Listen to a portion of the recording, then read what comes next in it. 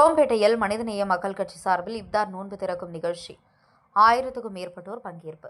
ரமலான் மாதத்தை முன்னிட்டு சென்னை அடுத்த குரோம்பேட்டையில் மனிதநேய மக்கள் கட்சி சார்பில் இப்தார் நோன்பு திறக்கும் நிகழ்ச்சி சிறப்பாக நடைபெற்றது. இந்நிகழ்ச்சி பல்லாவரம் தெற்கு பகுதி தலைவர் அப்துல் அஜீஸ் தலைமையில் நடைபெற்றது.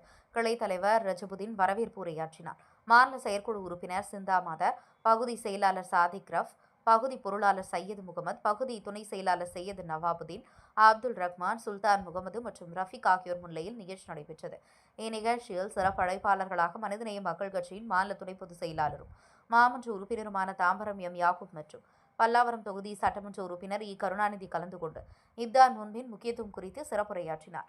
மேலும் வடக்கு மாவட்ட தலைவர் எஸ்.கே. ஜாகிர் ஹுசேன், காகிதமில்லத் நினைவு ஜும்மா பள்ளிவாசல் நிர்வாகிகள், திமுக மற்றும் விடுதலை சிறுத்தைகள் கட்சி நிர்வாகிகள் உள்ளிட்ட பலர் கலந்து கொண்டு நிகழ்ச்சியை சிறப்பித்தனர். இந்த இப்தார் நோன்பு திறக்கும் நிகழ்ச்சியில் 1000க்கும் மேற்பட்டோர் கலந்து கொண்டு மத நல்லிணக்கத்தை வெளிப்படுத்தினர். நிகழ்ச்சியின் இறுதியில் மனிதநேய மக்கள் கட்சி பகுதி செயலாளர் தமீம் அன்சாரி நன்றி உரையாற்றினார். பல்லாவரம் செய்திகளுக்காக எஸ். பிரபு. தேவைப்படாது. எல்லா நாளும் விமன்ஸ் டேயா தான் இருக்குது. நிறைய சாதனைகள் பண்ணிட்டு இருக்கோம்.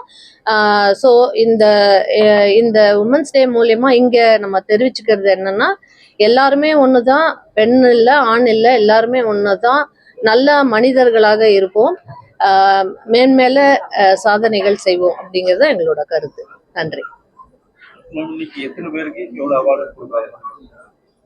கிட்டத்தட்ட ஒரு 30-35 பேருக்கு நம்ம இந்த ஒவ்வொரு துறையிலையும் சிறந்த பெண்களை தேர்ந்தெடுத்து மருத்துவராக இல்லாமல் மற்ற துறைகள்ல இருந்தும் தேர்ந்தெடுத்து நம்ம கொடுத்துருக்கோம். 35 பேருக்கு கொடுக்குறோம்.